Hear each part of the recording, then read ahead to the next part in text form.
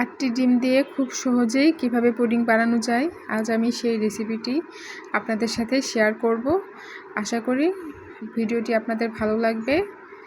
তো কথা না বাড়িয়ে চলুন শুরু করা যাক। আসসালামু আলাইকুম। এখানে আছে 7টা ডিম, আরেকটা ডিম যেটা পুডিং বানানোর সময় ব্যবহার করব সবগুলো ডিম একত্রে। আর এখানে আমি 1.5 লিটার পরিমাণ দুধ নিয়েছি। আর এই দুধগুলো আমি ভালো করে ঘন করে জাল করে নিব। এখানে দুধগুলো আমি জাল করে প্রায় 1 লিটারের মতন করে নিব।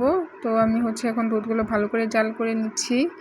দুধ কিছুটা জাল হওয়ার পর এ পর্যায়ে আমি এখানে পরিমাণ মতো চিনি দিয়ে নিচ্ছি। চিনিটা আপনাদের যার যার স্বাদ অনুযায়ী দিয়ে নেবেন। আর 1 চিমটি পরিমাণ লবণ দিতে পারেন যাতে মিষ্টি স্বাদটা ব্যালেন্স থাকে। তো আমি আমার স্বাদ অনুযায়ী মিষ্টির পরিমাণটা নিয়েছি। এখন আমি অন্য চুলায় দুধের পাতিলটা দিয়ে দিলাম। আর এখানে একটি কড়াই বসিয়ে নিলাম। এখানে আমি পুডিং বানানোর জন্য ক্যারামেল তৈরি করব।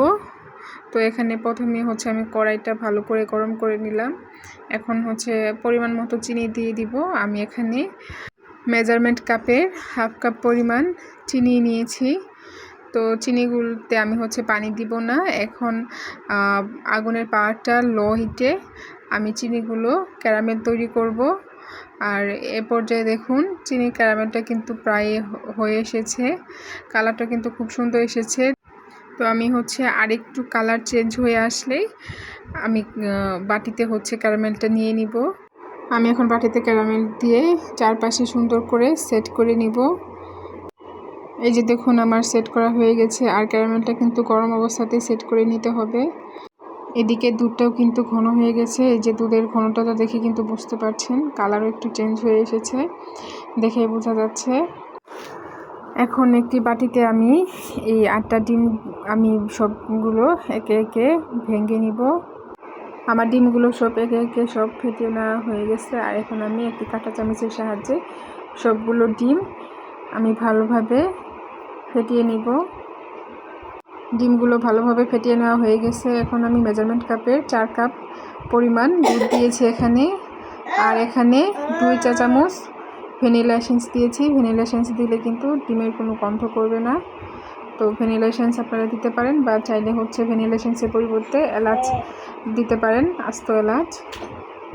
এখন সব কিছু আমি আবারও ভালোভাবে মিক্সড করে নিচ্ছি। আমার মিক্স করা হয়ে গেছে। এখন বাটিতে এই দুধ আর ডিমের মিশ্রণটি আমি ঢেলে নিচ্ছি। এখন একটি পাতিল বসিয়ে দিয়ে এখানে আমি পুডিংয়ের বাটিটা দিয়ে দিলাম।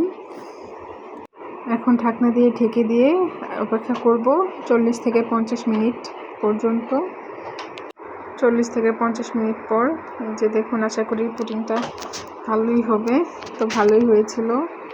এই যে এত ধোয়া, যার জন্য দেখাই যাচ্ছে না। আর এই যে পুডিংটা আমি এখন টেবিলে নিয়ে নিয়েছি।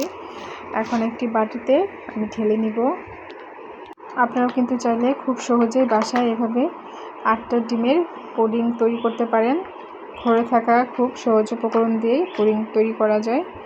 আর এই যে আমার পুডিং দেখুন, কালারটাও কিন্তু অনেক বেশি সুন্দর হয়েছে। আর খেতেও কিন্তু অনেক বেশি মজা হয়েছিল। তো আজকের ভিডিওটি এই পর্যন্তই। আমার ভিডিওটি আপনাদের কেমন লাগলো অবশ্যই কিন্তু কমেন্ট করে জানাবেন। আল্লাহ হাফেজ।